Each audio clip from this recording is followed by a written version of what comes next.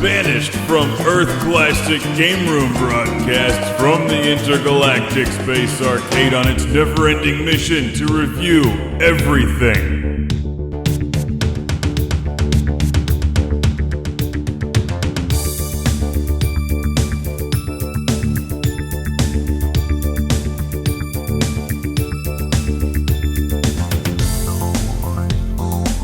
Welcome to a very special classic game room where I've solved one of the great mysteries of the universe. What lurks at the Bermuda Triangle? A high score on your Atari 2600.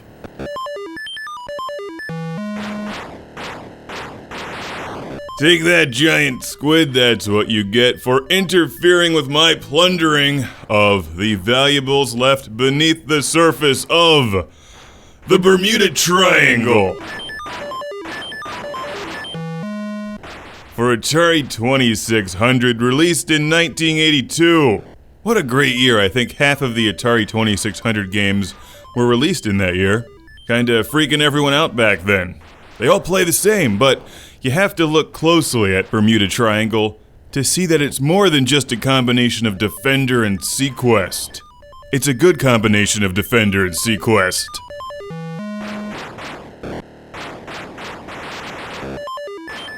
This game surprised me. I really didn't think it was all that good at first until I started playing it more and got into it. Then I found that there's a lot to love about Bermuda Triangle.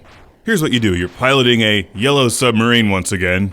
They've always got to be yellow for some reason.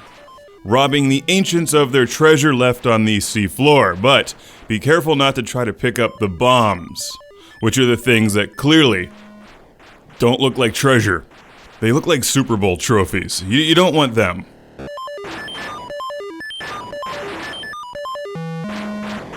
After your thieving, you bring your valuables up to the surface and deposit them in the brown ship. Not the orange one, which will kill you. The brown one.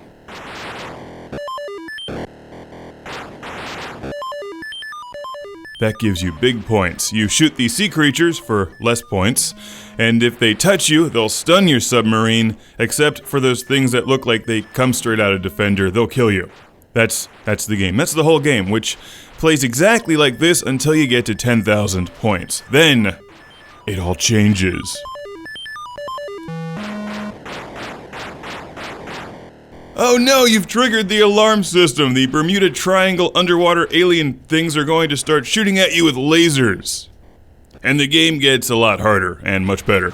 But before I really get into it, let's take a look at the game cartridge, which I had to dissect to play. The innards of the Atari cartridge had been shifted out of alignment over 3 decades.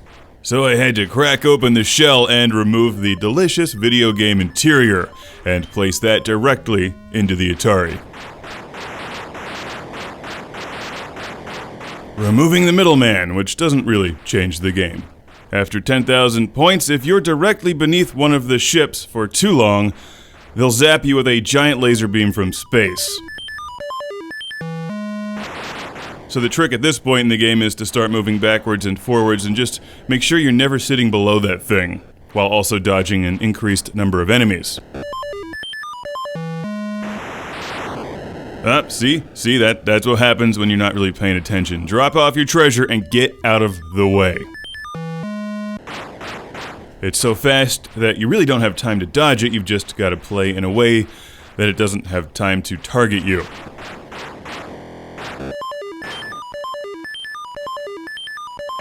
While dodging the blinky things that will explode your submarine. So, like I said, not as good as Defender, not as good as Sequest, but an interesting combination of the two.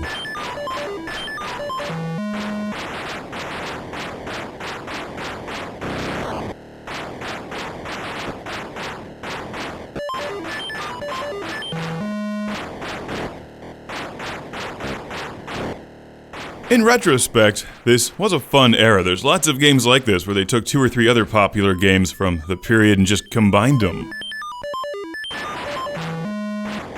Bermuda Triangle is not bad, it's not great, but it's a good time if you'd like to challenge yourself and try to survive once the game really gets going.